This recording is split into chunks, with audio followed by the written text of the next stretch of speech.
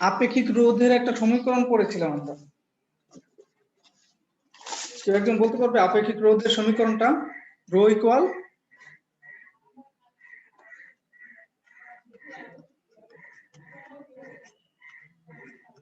আপেক্ষিক রোধ, একে রো দিয়ে প্রকাশ করা হয়, এর একক হচ্ছে ওহম মিটার। তোমাদের কামরুন নাহার নামে কেউ আছে?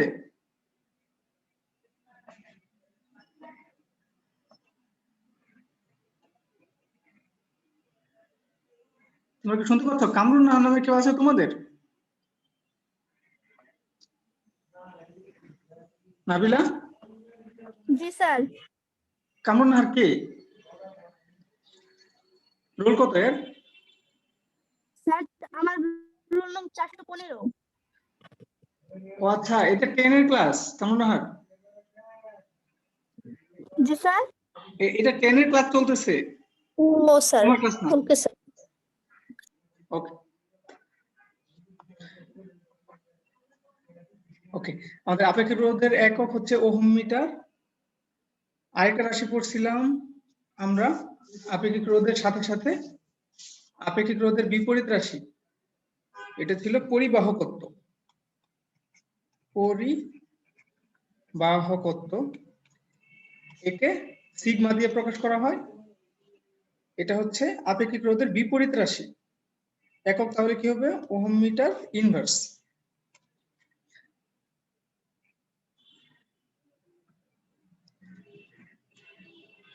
আপেক্ষিক রোধের একটা সমীকরণ করছিলাম, rho equal R L divided by A. আপেক্ষিক রোধ হবে রোধ, তারের দৈর্ঘ্য আর ক্ষেত্রফলের অনুপাত।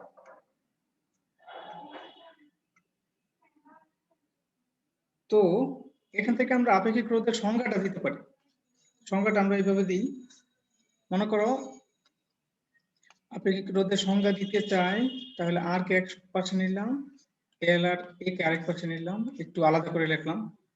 আমাদের যদি এই সূত্র অনুযায়ী যদি আমাদের তারের দৈর্ঘ্য 1 মিটার হয় এবং তারের প্রস্থচ্ছেদ ক্ষেত্রফল, মানে একটা তার নিব যার প্রস্থ বরাবর কাটলে যে বৃত্তটা পাওয়া যায়, ওই বৃত্তটার ক্ষেত্রফল 1 বর্গমিটার হয়। এরকম যদি হয়, একটা তারের দৈর্ঘ্য হবে 1 মিটার আর প্রস্থচ্ছেদের ক্ষেত্রফল, বলো। রো ইকুয়াল টু তো আর এ ডিভাইডেড বাই এল হবে না sir? Rho equal to R A divided by L হবে না? আগের ক্লাসে তো এটা লিখিয়েছিলেন। তাই? তাহলে আগের ক্লাসে ঠিক লিখছিলাম, থ্যাংক ইউ। তাহলে আমরা এটা কি করব? মুছে দেই।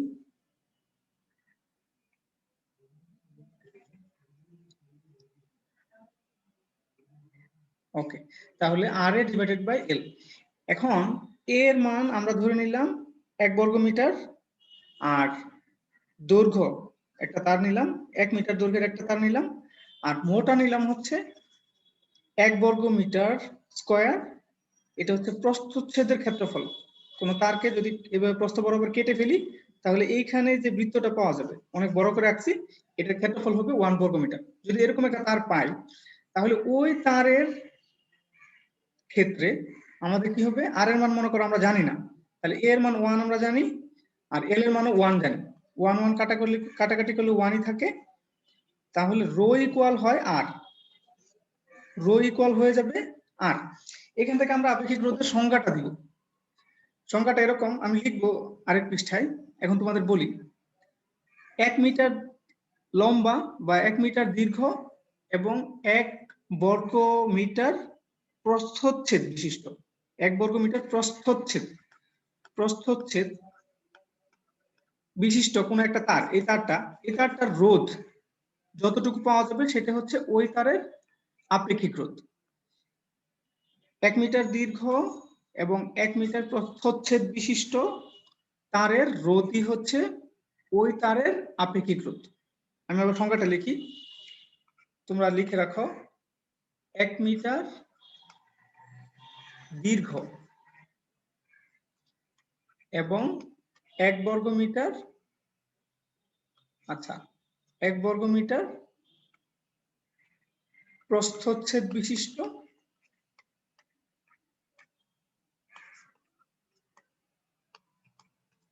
বিশিষ্ট পরিবাহী রোধকে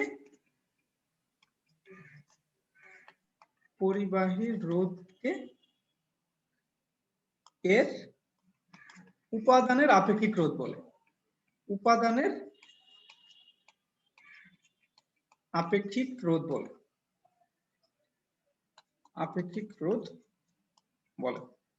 সংখ্যাটা একটু করে ফেলো। 1 মিটার দীর্ঘ এবং 1 মিটার প্রস্থচ্ছেদ বিশিষ্ট পরিবাহী রোধকে ওই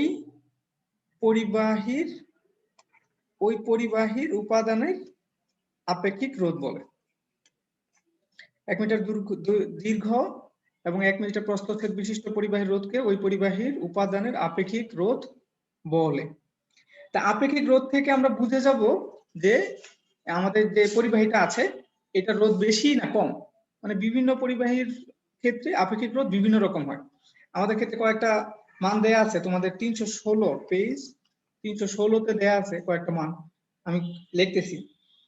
রূপা মানে সিলভার, যেটা সিলভার এজি না, সিলভারের ক্ষেত্রে দেয়া আছে 1.59 × 10⁻⁸ ওহম মিটার। আর তামার ক্ষেত্রে দেয়া আছে, তামা মানে কপার, তাই না, কপারের ক্ষেত্রে দেয়া আছে 1.68 × 10⁻⁸ ওহম মিটার। তার মানে 1 মিটার দৈর্ঘ্যের একটা তার নিলে রোধের পরিমাণ সিলভারের ক্ষেত্রে, রূপার ক্ষেত্রে এত হবে আর কপারের ক্ষেত্রে এত হবে। দেখো এইটার চাইতে তাহলে কপারের রোধ বেশি, পিছনে 10⁻⁸ 10⁻⁸ সমান, এই সামনের সংখ্যাটা দেখো 1.59, এর চাইতে বড় হচ্ছে 1.68। তার মানে কপারের চাইতে সিলভার বেশি ভালো পরিবাহী, রোধের পরিমাণ বেশি। বাতাসের ক্ষেত্রে এটা কি হবে, এয়ারের ক্ষেত্রে কি হবে, এয়ারের ক্ষেত্রে দেখো অনেক বড় একটা সংখ্যা 1.3 × 10⁻16 ওহম মিটার, মাইনাস না কিন্তু 10⁻16 ওহম মিটার, বিশাল বড় একটা সংখ্যা, বাতাসের রোধ অনেক বেশি। এবার এখান থেকে আমরা একটা মান বের করতে চাই, সেটা হচ্ছে, আমি একটু মুছে দিই, তোমরা তো মুছতে পারবো না। এটা হচ্ছে যে আমি চাই 1 মিটার সিলভারের ক্ষেত্রে তো দেয়া আছে, 1 মিটার সিলভারের ক্ষেত্রে দেয়া আছে, তোমরা 100 কিলোমিটার সিলভারের রোধ বের করবা, মানে আর এর মান বের করবা তুমি। তোমার প্রশ্ন হচ্ছে আপেক্ষিক রোধ দেয়া আছে সিলভারের আপেক্ষিক রোধ দেয়া আছে, তোমার প্রশ্ন হচ্ছে 100 কিলোমিটার, মানে L = 100 কিলোমিটার যদি হয়, তাহলে আচ্ছা প্রস্থচ্ছেদ ক্ষেত্রফল অনেক বড় করে দেই, সমস্যা নাই, 1 মিটার স্কয়ার দিলাম। তাহলে এই যে সিলভারের তারটা 100 কিলোমিটার দৈর্ঘ্যের, এর রোধ কত, R = কত? আমি একটু সহজ করে দিই তোমাদের, R = হবে ρL / A, ρL / A। মানগুলো তোমাদের সবার সবগুলো জানা আছে, মানগুলো একটু বসায় দাও, দেখো কত আসে। 100 কিলোমিটার মানে হচ্ছে 10⁻6 মিটার।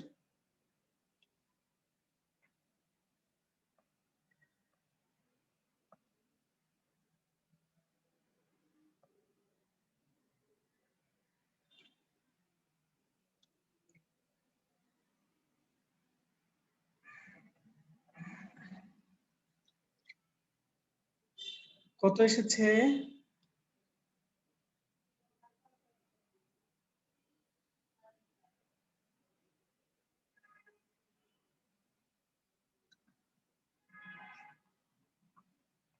(1.59 × 10⁻⁻² ওহম।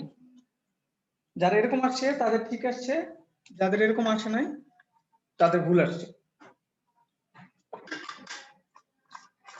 এখন এই হিসাবটা করানোর উদ্দেশ্য হচ্ছে, আমাদের কাছে যে তার আছে এই তারের রোধের পরিমাণ অনেক কম, 100 কিলোমিটার তার, 100 কিলোমিটার রূপার তারে মাত্র 1.59 10⁻², মানে হচ্ছে যদি আরো এভাবে লিখতাম 0.0159 ওহম। 1 ওহমের 1/1 1 ওহম হয় নাই। আমি যেটা বলতে চাচ্ছি এখন সেটা হচ্ছে যে আমরা যে পরিবাহীটা নিব, এই পরিবাহীর যে রোধটা এটাকে এখন 0 বলবো, পরিবাহীর রোধটাকে 0 বলবো। আমরা যে বাসা বাড়িতে তার ব্যবহার করি, এই তারের রোধ 0। তাহলে এটা লিখে রাখো, মানে আমরা যে তার ব্যবহার করব, ব্যবহৃত তারের রোধ 0 ধরে নেব। তারের রোধ 0 ধরে হিসাব করব, 0 ধরে হিসাব করব। এখন তাহলে রোধ কোথায় থাকবে? আমাদের এই অধ্যায়ে কিন্তু রোধ নিয়ে কাজ, যে পরিবাহীর ভেতর দিয়ে কারেন্ট যাইতে যে বাধার সম্মুখীন হয় তাকে রোধ বলে তোমরা জানো।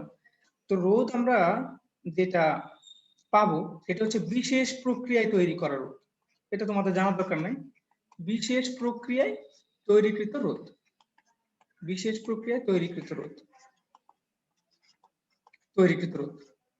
তো বিশেষ প্রক্রিয়ায় যে রোধ তৈরি করলাম আমরা, এই রোধ দুই ধরনের হতে পারে। একটা হতে পারে স্থির মানের রোধ, তোমাদের বইয়ে 11.06 পৃষ্ঠায় দেওয়া আছে স্থির মানের রোধ, এগুলো ল্যাবে অনেক দেখবা, 316 পৃষ্ঠা। স্থির মানের রোধ হতে পারে। আরেকটা হতে পারে পরিবর্তী বা পরিবর্তনশীল। তাহলে দুই ধরনের রোধ তুমি পাইতে পারো, একটা হচ্ছে স্থির মানের রোধ, আরেকটা হচ্ছে পরিবর্তনশীল রোধ। পরিবর্তনশীল রোধের সাথে তোমরা আগে থেকে পরিচিত, বাসায় যে ফ্যান রেগুলেটর আছে না, ওইটা আসলে পরিবর্তনশীল রোধ। তুমি যখন ঘুরাও তখন রোধের মান কম বেশি করো, এতে কারেন্টের মান কম বেশি হয়ে তোমার ফ্যানের রোটেশনটা, ঘূর্ণনটা চেঞ্জ হয়, ঘূর্ণনটা কন্ট্রোলে আসে। ঠিক আছে? তাহলে স্থির মানের রোধ এগুলো ল্যাবে দেখবো। পরিবর্তনশীল রোধ এখানে যেটা দেয়া আছে এটাও ল্যাবে আছে। আর তুমি পরিবর্তনশীল রোধ দেখতে পাও তোমার বাসায় যে রেগুলেটর আছে, সেটা হচ্ছে তোমার বাসার পরিবর্তনশীল রোধ। তুমি এতদিন যাবত এগুলো দেখে আসতেছো। তা আমাদের যদি একটা বাতি থাকে, একটা সেল থাকে, একটা সেল আছে মনে করো, একটা সেল আছে আর একটা বাল্ব আছে, এটাকে বাল্ব মনে করো, এই যে বাল্বের পেঁচানো অংশ মনে করো, আরেকটা সুইচ আছে। তো এটাকে যদি আমরা এইভাবে কানেক্ট করি তাহলে কি হবে? এই বাল্বটা জ্বালানোর উপযুক্ত একটা সেটআপ তৈরি হলো। কিন্তু সুইচ ওপেন আছে, সুইচটা যদি ক্লোজ করে দিই, মানে সুইচটাকে অন করে দিই, তাহলে বাতিটা জ্বলবে। আর যতক্ষণ সুইচ অফ রাখবো, ততক্ষণ বাতিটা জ্বলবে না, এই বাতির এই অংশটা নিভে থাকবে। আমরা যেই চিত্রটা দেখতেছি, এই চিত্রটাকে আমরা বলি বর্তনী। আগে থেকে পরিচিত। ইংরেজিটা আমি বেশি ইউজ করব, ইংরেজিটা হচ্ছে সার্কিট, CIRCUIT, সার্কিট। আমরা একটু আগে থেকে পরিচিত, তারপর সংজ্ঞাটা একটু শিখে নেই। বর্তনী হচ্ছে বিদ্যুৎ চলাচলের সম্পূর্ণ পথ। সংজ্ঞাটা, হ্যাঁ, বিদ্যুৎ চলাচলের সম্পূর্ণ পথকে বর্তনী বলে। বিদ্যুৎ চলাচলের সম্পূর্ণ পথকে বর্তনী বলে। সম্পূর্ণ পথকে বর্তনী বলে। পথটা সম্পূর্ণ হইতে হবে। যদি এরকম হয় যে আমার এই অংশটা নাই, ধরো এই অংশটা নাই, তাহলে এটা সার্কিট বলা যাবে না, বর্তনী বলা যাবে না। আমার সিস্টেমটা এমন থাকতে হবে যেন পুরা বর্তনী ঘুরে এখান থেকে ইলেকট্রন পুরা বর্তনী ঘুরে যেন আসতে পারে, এরকম একটা সেটআপ থাকতে হবে। মাঝখানে কোনো বিচ্ছেদ থাকা যাবে না। তাই এটাকে বলছি আমরা সম্পূর্ণ পথ। বিদ্যুৎ চলাচলের সম্পূর্ণ যে পথটা, সেটাকে বর্তনী বলে। আমরা যে বর্তনীটা দেখলাম এটা হচ্ছে দুনিয়ার মধ্যে সবচাইতে সরল বর্তনী। এখন বর্তনীর হিসাবটা এই অধ্যায়ে সবচেয়ে বেশি। বর্তনী আঁকতে হইলে আমাদের আরো কিছু উপাদান সম্পর্কে ধারণা থাকতে হয়। কিছুক্ষণ আগে আমরা রোধ দেখছিলাম, রোধকেও আমরা একটা চিহ্ন দিয়ে প্রকাশ করি। আমরা সেলকে চিহ্ন দিয়ে প্রকাশ করা শিখে গেছি অলরেডি। সেলকে একটা ছোট একটা বড় দাগ দিয়ে চিহ্নিত করি, এটা হচ্ছে সেল। আর যদি দুইটা সেল একসাথে থাকে বা একাধিক সেল একসাথে থাকে তখন তাকে আমরা বলি ব্যাটারি। তোমাদের বইয়ের 319 পৃষ্ঠা দেয়া আছে ব্যাটারি। আর সবচেয়ে বেশি গুরুত্বপূর্ণ যেগুলো, এগুলো আমি আগে লিখতেছি, বাকিগুলো পরে। আমরা রোধ মানে কি? বাধা। বাধা মানে উঁচু নিচু জায়গা, তাই না? এই জন্য এটাকে এভাবে প্রকাশ করা হয়, একটু জিগজ্যাগ সাইন দিয়ে। তোমাদের বইতে দেয়া আছে রোধ। এই যে রোধটা আঁকলাম এটা হচ্ছে স্থির রোধ, এটা হচ্ছে স্থির রোধ। আর পরিবর্তনশীল রোধকে আমরা এভাবে প্রকাশ করি, প্রথমে একটা জিগজ্যাগ দিলাম, তারপরে মাঝখানে একটা তীর চিহ্ন দিয়ে দিলাম যে এটাকে পরিবর্তন করা যায়। তাহলে এই রোধটা, এটাও রোধ, কিন্তু এটা হচ্ছে পরিবর্তনশীল রোধ, পরিবর্তনশীল রোধ। এবার আমরা যদি কোনো একটা চিহ্ন এরকম এ চিহ্ন লিখে ফেলি, দুই পাশে দাগ দিই, তাহলে এটা হচ্ছে আমাদের অ্যামিটার, আমাদের সার্কিটে যুক্ত করতে হতে পারে।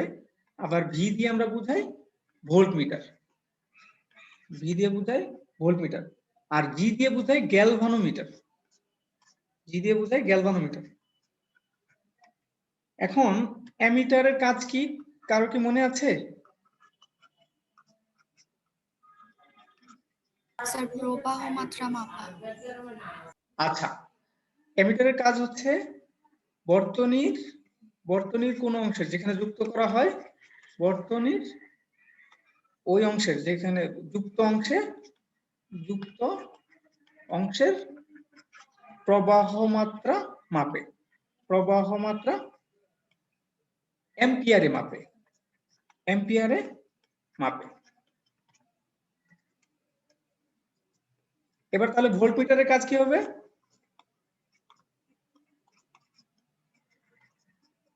ভোল্টমিটার কি? বর্তনীতে যুক্ত করলে আমার দুইটা বিন্দুর মধ্যে বিভব পার্থক্যকে প্রকাশ করে। মৌল সবসময় 20 মিনিট পরে আসে, 10-20 মিনিট। আচ্ছা, ভোল্টমিটারের কাজ কি? বর্তনীতে যুক্ত করলে আমার বিভব পার্থক্য ভোল্ট এককে প্রকাশ করে, ভোল্ট এককে মাপে বা প্রকাশ করে। এখন সবচেয়ে গুরুত্বপূর্ণ যেটা সেটা বলি, মনে রাখবা, গ্যালভানোমিটার। গ্যালভানোমিটারের কাজ কি কেউ জানো?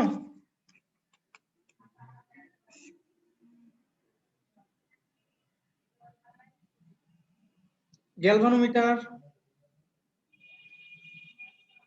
আচ্ছা, গ্যালভানোমিটারের কাজ হচ্ছে কোন বর্তনীতে তড়িৎ প্রবাহের অস্তিত্ব নির্ণয় করা, তড়িৎ প্রবাহের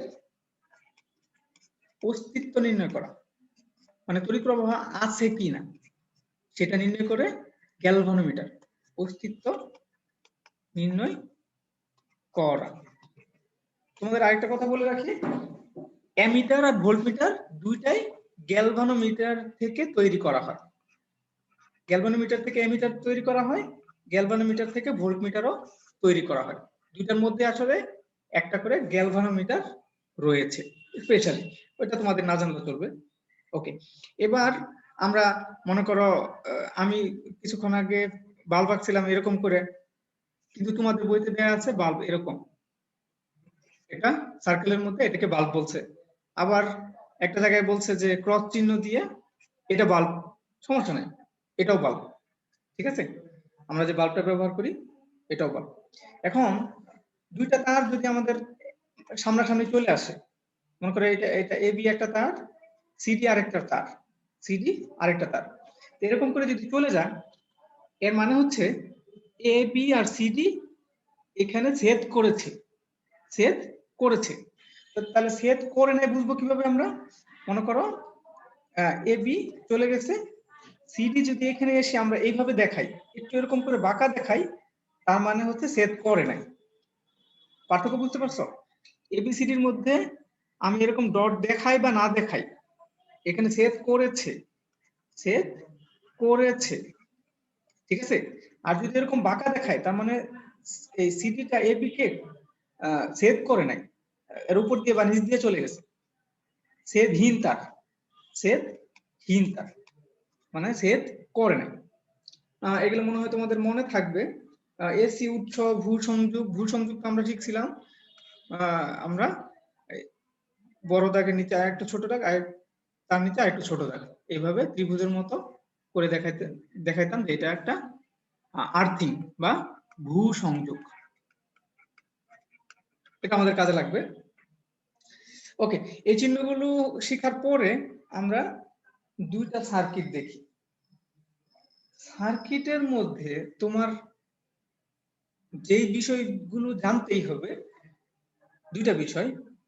একটা হচ্ছে সার্কিটের মধ্যে বিভব পার্থক্য বের করতে পারতে হবে, বিভব পার্থক্য হিসাব করতে জানতে হবে, বিভব পার্থক্য জানা, এটা আমরা জানতে চাই, ভোল্টেজ জানতে চাই। 2 নম্বর হচ্ছে প্রবাহ মাত্রা জানতে চাই, প্রবাহ মাত্রা জানা মানে কারেন্ট জানতে চাই, আয় জানতে চাই। 3 নম্বর যেটা, সেটা হচ্ছে রোধ জানা, অথবা আরেকটা রাশি, এটা তোমাদের বলবো আমি, এটা হচ্ছে তুল্য রোধ। এটাও এক ধরনের রোধ, তুল্য রোধ জানা। এই 3টা বিষয় জানলে তুমি সার্কিট সম্পর্কে সবকিছু জেনে গেলাম। আমাদের এই অধ্যায়ে সার্কিট নিয়ে সব আলোচনা, পরীক্ষা প্রশ্ন এখান থেকে আসে। তাহলে বিভব পার্থক্য বের করতে পারবো, তাহলে ওর 3 ভাগের 1 ভাগ হয়ে গেল, প্রবাহ মাত্রা বাকিটুকু হয়ে গেল। থার্ড হচ্ছে রোধ বা তুল্য রোধ জানা। এই রোধ সম্পর্কে আমরা একটু পড়াশোনা করবো আজকে।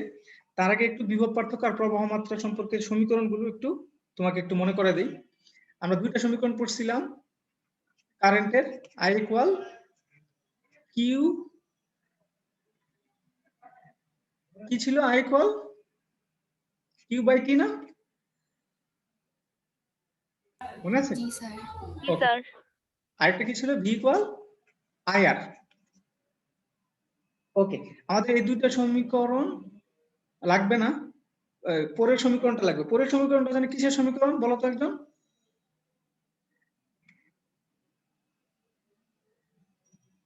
কার সূত্র?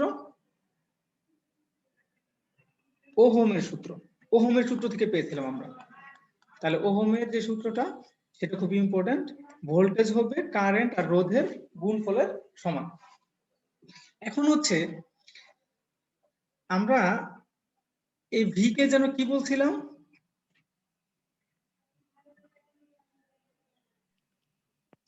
কোন একটা পরিবাহী, হ্যাঁ, বিভব পার্থক্য, বিভব পার্থক্য, বিভব পার্থক্য। ওকে, তো কোন একটা পরিবাহীর 2 প্রান্তের বিভব পার্থক্য আমাদের যদি জানা থাকে, মনে করো ভি জানা আছে, আর এর মধ্যে দিয়ে যদি আই পরিমাণ কারেন্ট প্রবাহিত হয়, তাহলে এই পরিবাহীর রোধ হবে আর, পরিবাহীর রোধ হবে আর। তাহলে ভি আই আর এর মধ্যে সম্পর্ক হচ্ছে ভি ইকুয়াল আই আর। তাহলে ভিটা হচ্ছে পরিবাহীর 2 প্রান্তের বিভব পার্থক্য, আর রোধ আমরা আগে দেখাই নাই, এখন থেকে রোধকে এভাবে দেখাবো। কোন একটা পরিবাহীর 2 প্রান্ত এ আর বি, মনে করো এর মধ্যে রোধ আছে আর, এর মধ্যে দিয়ে যদি আই পরিমাণ কারেন্ট প্রবাহিত হয়, তাহলে এর 2 প্রান্তের বিভব পার্থক্য হবে ভি। আগের দিন আমরা রোধটাকে দেখাই নাই, এখন থেকে রোধকে দেখাবো। যেখানে রোধ আছে ওখানে দেখাবো, যেখানে রোধ আছে ওখানে দেখায় দিই। ওকে, এবার আমরা 2টা সার্কিট নিব, 2টা সার্কিট নিয়ে কারেন্ট বের করার চেষ্টা করব। দেখো তোমাদের বইতে কত পৃষ্ঠা আমি একটু দেখি, 319 পৃষ্ঠায় ছবিগুলো আছে, আমি আঁকতেছি। তারপরেও মনে করো তোমার কাছে 2টা সার্কিট আছে, একটা সার্কিট না, 2টা সার্কিট আছে। 2টা সার্কিট দেখতে একই রকম, দুনিয়ার সবচেয়ে সহজ সার্কিট, এর সাথে সহজ সার্কিট আর পাবা না, আজকে লাস্ট। ওকে, একটা সেলের সাথে একটা রোধ যুক্ত আছে, আমরা সুইচ যুক্ত করি নাই, সরাসরি অন করে দিছি আর কি। মানে সুইচ আর ঝামেলা, অন অফ করতে হয়, বলতে হয় যে অন করতে হবে, আমাদের শুরু থেকে অন করা আছে, সারাক্ষণ চলতেই থাকবে। ওকে, এখানে ধরে নিলাম এই সেলের বিভব ভি, আর এখানে রোধের পরিমাণ আর, আর এই সার্কিটের মধ্যে দিয়ে আই পরিমাণ কারেন্ট প্রবাহিত হইতেছে, আই পরিমাণ কারেন্ট প্রবাহিত হইতেছে। এ বিন্দু, বি বিন্দু, সি বিন্দু ডি বিন্দু। পাশাপাশি আরেকটা সার্কিট দেখো, এই সার্কিটটা কিরকম করা হয়েছে, এখানেও একটা ভি বিভব পার্থক্যের সেল নেওয়া হয়েছে, সেল নিয়ে একটা রোধ যুক্ত করা হয়েছে, রোধের মান এখানেও আর, আর এবার এই আর্থিংটা নিচে না দিয়ে উপরে দেওয়া হয়েছে, আর্থিংটা এখানে দেওয়া হয়েছে। ওকে, বিন্দুগুলো আবার আগের মতোই এ বি সি ডি, দুইটাতেই কারেন্টের মান আই। এখন প্রথমটার ক্ষেত্রে কারেন্ট আর ভোল্টেজের মধ্যে সম্পর্ক বের করতে চাই, কারেন্ট আর ভোল্টেজের মধ্যে সম্পর্ক বের করতে চাই। তাহলে আমরা দুইটা বিন্দু নিয়ে কাজ করব। এতক্ষণ পুরা সার্কিট নিয়ে কাজ করছি বা পুরা তার নিয়ে কাজ করছি, এখন দুইটা বিন্দু নিয়ে কাজ করব। মনে করো এই প্রথম সার্কিটের বি থেকে সি এই দুইটা বিন্দু নিয়ে আমরা কাজ করতে চাই, বি থেকে সি এই দুইটা বিন্দু নিয়ে আমরা কাজ করতে চাই। এখন দেখো তো সি বিন্দুর বিভব কত, কেউ আমাকে বলতে পারবা?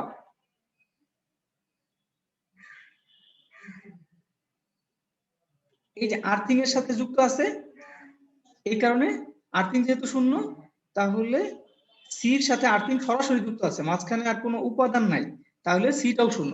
মাঝখানে কোনো উপাদান না থাকলে ভোল্টেজ একই থাকে, পরিবর্তন হয় না। মাঝখানে যখন রোধ যুক্ত হয়েছে তখন ভোল্টেজ চেঞ্জ হবে, তাহলে সি বিন্দুর ভোল্টেজ হচ্ছে শূন্য। এবার বি বিন্দুর ভোল্টেজ কত?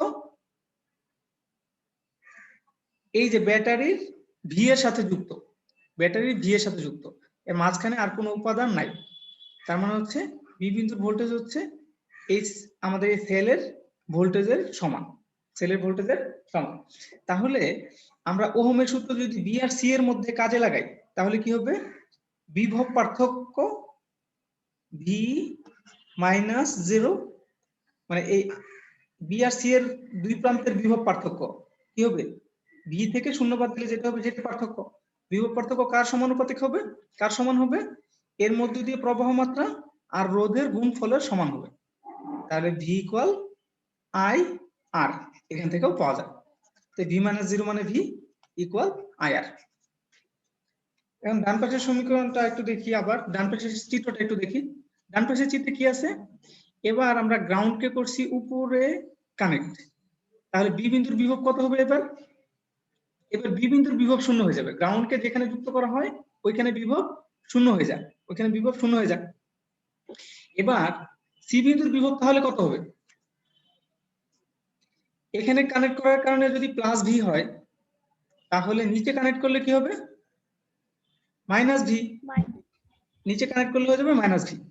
তাহলে এই বি আর সি বিন্দুর বিভব পার্থক্য এবার কত হবে? 0 মাইনাস ভি। যেদিক থেকে কারেন্ট আসতেছে এটা হচ্ছে উচ্চ বিভব, আর যেদিকে কারেন্ট যাচ্ছে এটা হলো নিম্ন বিভব, আমরা জানি এটা তড়িৎ প্রবাহের দিকে এটা। তাহলে 0 হচ্ছে উচ্চ বিভব মাইনাস ভি সমান সমান আই আর, এখানে তো পরিবর্তন হয় নাই, আর এর মধ্যে দিয়ে আই পরিমাণ কারেন্ট যাচ্ছে, তাহলে দেখো মাইনাসে মাইনাসে প্লাস, ভি ইকুয়াল আই আর। এই সার্কিট দিয়ে আসলে আমাদেরকে বোঝানোর চেষ্টা করছে আমরা গ্রাউন্ড যেখানেই করি না কেন, বিভব পার্থক্য যদি একই থাকে তাহলে কারেন্টের পরিমাণ একই হবে, আর রোধ তো নির্দিষ্টই। ঠিক আছে, ওকে। এবার আমাদের 9 মিনিট সময় আছে, 9 মিনিটের মধ্যে আমরা আরো কিছু কাজ করতে চাই। মনে করো আমাদের সার্কিট আছে এরকম, এবার এখানে একটা রোধ আছে, এরপরে আরেকটা রোধ আছে, দুইটা রোধ আছে। দুইটা রোধকে আলাদা করে চিহ্নিত করার জন্য একটা R1 আর একটা R2 এভাবে বললাম। এখন এই যে রোধ সার্কিটের সাথে একটা সেল যুক্ত আছে, নিচের দিকে গ্রাউন্ড করে দিলাম। এটা ভি পরিমাণ ভোল্টেজ আছে, ধরলাম এই সার্কিটের মধ্যে দিয়ে আই পরিমাণ কারেন্ট প্রবাহিত হচ্ছে, R1 এর মধ্যে দিয়েও আই পরিমাণ কারেন্ট প্রবাহিত হচ্ছে, R2 এর মধ্যে দিয়েও আই পরিমাণ কারেন্ট প্রবাহিত হচ্ছে। কারণ হচ্ছে যে কারেন্ট প্রবাহের রাস্তা একটাই, এই জন্য কারেন্ট ভাগ হওয়ার কোনো সুযোগ নেই। এবার এই সার্কিটের ক্ষেত্রে দেখো আমরা যদি আর এর দুই পাশে দুইটা বিন্দু কল্পনা করি, R1 এর দুই পাশে, এখানে যদি এ বিন্দু কল্পনা করি, এখানে যদি বি বিন্দু কল্পনা করি, এখানে যদি সি বিন্দু কল্পনা করি, তাহলে এই R1 এর জন্য, R1 আর আই এর জন্য আমরা একটা সমীকরণ পাই। কিরকম সমীকরণ? আর এর আগের যে বিন্দুটা, এটা কি এ বিন্দু। এ বিন্দুর ভোল্টেজকে আমরা যদি VA বলি, এ বিন্দুর ভোল্টেজকে যদি আমরা VA বলে দিই, আর বি বিন্দুর ভোল্টেজকে যদি আমরা VB বলে দিই, আমরা জানি না, মনে করো আমরা একটা ভোল্টেজ এখানে আর একটা ভোল্টেজ এখানে, আর এই সি বিন্দু যেটা ছিল এটা আমরা জানি না, মনে করো VC, একটা ভোল্টেজ আকারে লিখলাম আর কি। যদি বলে দিই, তাহলে এখন এই যে VA আর VB এর মধ্যে বিভব পার্থক্য কত হবে? যেহেতু কারেন্ট VA থেকে VB এর দিকে যাচ্ছে, তাহলে VA মাইনাস VB বিভব পার্থক্য, এটা হবে R1 এর দুই পাশে বিভব পার্থক্য। বিভব পার্থক্য কার সমান? কারেন্ট আর রোধের গুণফলের সমান। কারেন্টের মান আমাদের জানা আছে, রোধের মান আমাদের জানা আছে। তো এখানে আমরা একটা সমীকরণ পেয়ে গেলাম। এবার যদি R2 এর জন্য একই কাজ করি, তাহলে কি হবে? VB মাইনাস VC, এটা সমান হবে I R2।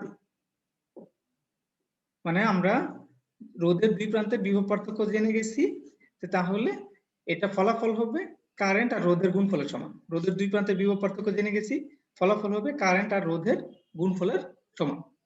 এখন এই সার্কিটটা, এই আমাদের সেলটা কি দেখতেছে জানো? এই সেলটা দেখতেছে অন্যভাবে। সেল একটা রোধ হিসেবেই দেখে, সে দেখে না যে এখানে দুইটা রোধ আছে। সেল সবসময় একটা রোধ হিসেবে দেখে, সবসময় একটা রোধ হিসেবে দেখে। যতগুলো রোধ যেভাবে ইচ্ছা সেভাবে কানেক্ট করো, একটা রোধ হিসেবেই দেখে। সেল যেটা দেখে সেটাকে আমরা বলি, সেল যে একটা রোধ দেখতেছে এটাকে বলি আমরা সমতুল্য রোধ। এটাকে বলি সমতুল্য রোধ বা তুল্য রোধ, শুধু তুল্য রোধও বলি। মানে আমি যতগুলো রোধই এখানে যুক্ত করি না কেন, আরো যদি যুক্ত করতাম, আরো যদি যুক্ত করতাম, আরো অনেকগুলো যুক্ত করতাম, আমাদের সেল দেখতো সব মিলে একটা বাধা, মানে সবকিছু যোগ বিয়োগ গুণ ভাগ করে সে একটা মাত্র বাধাই দেখতে পেত। তো আমাদের যখন একটা বাধা বলে ফেলছি, তখন এই সার্কিটের জন্য হিসাব করাটা একটু সহজ হয়ে গেছে আমাদের। এই সার্কিটের জন্য হিসাব করাটা আমাদের সহজ হয়ে গেছে। তো একটু দেখি সহজটা কি। এই সার্কিটের মধ্যে দিয়ে যদি I পরিমাণ কারেন্ট প্রবাহিত হয় আর বিভব পার্থক্য V হয়, তাহলে এই সমতুল্য রোধকে যদি আমরা S দিয়ে RS দিয়ে প্রকাশ করি, তাহলে আমাদের সমীকরণটা হবে V equal I RS। V equal I RS। ওকে, তো এখন এই যে তিনটা সমীকরণ পাইলাম, এই তিনটা সমীকরণ থেকে আরেকটু আমরা সিম্পলিফাই করব। আমি সার্কিটগুলো একটু মুছে দিচ্ছি, না হলে ঝামেলা হয়ে যাচ্ছে, বেশি হিবিজিবি হয়ে যাচ্ছে। আমাদের হিসাবটা শুধু আমাদের এখন দরকার, আর কিছু দরকার নেই। ওকে, এবার দেখো সি বিন্দুতে গ্রাউন্ড যুক্ত ছিল, মনে আছে? সি বিন্দুতে আমাদের গ্রাউন্ড যুক্ত ছিল, তার মানে সি বিন্দুর ভোল্টেজ শূন্য। সি বিন্দুর ভোল্টেজ আসলে শূন্য। সি বিন্দুর ভোল্টেজ আসলে শূন্য। এবার আমাদের যে এরকম দুইটা রোধ ছিল, রোধের মধ্যে আসলে আমরা যে সেল যুক্ত করছিলাম, এই সেলের ভোল্টেজটা ভাগ হয়ে যাবে। এখানে কিছু পাবে, এখানে কিছু পাবে। তার মানে হচ্ছে এখানে যদি V1 হয়, এখানে যদি V2 হয়, এই দুইটার যোগফল হবে এই ভোল্টেজের সমান। কারণ ভিকেই তো ভাগ করে V1 আর V2 করা হয়েছে। এই সমীকরণটাকে যদি আমরা লিখি V equal V1 plus V2, তাহলে আমাদের সমীকরণটা শেষ পর্যন্ত দাঁড়ায়, বাম পাশে IRS এর মান যদি বসায় দেই, IRS সমান সমান V1 আসলে এই R1 এর দুই পাশে যে বিভব পার্থক্য সেটা, তাহলে IR1, আর V2টা হচ্ছে R2 এর দুই পাশে যে বিভব পার্থক্য সেটা। তাহলে আমরা IR2 এভাবে বসা দিতে পারি। সব দিক থেকে যদি আমরা কারেন্টকে কেটে দিই, তাহলে আমাদের সমীকরণটা শেষ পর্যন্ত দাঁড়ায় হচ্ছে RS equal R1 plus R2। এই যে একটা সমীকরণ, আরেকটা সমীকরণ শেষ করতে পারলে ভালো হতো, আগামী দিন আমরা পড়বো। এই সমীকরণটা আমাদের শিক্ষা দেয়, যদি আমরা এরকম একটা সেলের সাথে অসংখ্য সংখ্যক রোধ যুক্ত করি, তাহলে এই রোধগুলোর তুল্য রোধ হবে সবগুলার যোগফলের সমান। সবগুলোর যোগফলের সমান, যত আছে R4 Rn পর্যন্ত যত ইচ্ছা তত, এটা হবে তুল্য রোধ, হবে রোধগুলোর যোগফলের সমান। শর্ত হচ্ছে আমাদেরকে একটার পর একটা যুক্ত করতে হবে, একটার পর একটা যুক্ত করতে হবে। একটার পর একটা যদি যুক্ত করি তখন এই সার্কিটটাকে বলে হচ্ছে শ্রেণী সমবায়। সার্কিটটাকে বলে হচ্ছে শ্রেণী সমবায়, রোধের শ্রেণী সমবায়। আমরা আগামী ক্লাসে রোধের সমান্তরাল সমবায় শিখবো। আমি সার্কিটটা শুধু এঁকে দিচ্ছি, তারপরে অ্যাটেন্ডেন্স নিব। সার্কিটটা এরকম, আগে ছিল একটার পর একটা, আগামী ক্লাসে দেখবো রোধগুলো একটার পর একটা না হয়ে একটার পাশে আরেকটা, একটার পাশে আরেকটা, এইভাবে যদি R1 R2 এরকম যুক্ত হয় তখন ফলাফলটা কি হয় এটা আমরা দেখবো আগামী ক্লাসে। ওকে, আজকে তাহলে এই পর্যন্তই। আমি অ্যাটেন্ডেন্সটা নিব। 1 থেকে 5 পর্যন্ত কে কে আছো?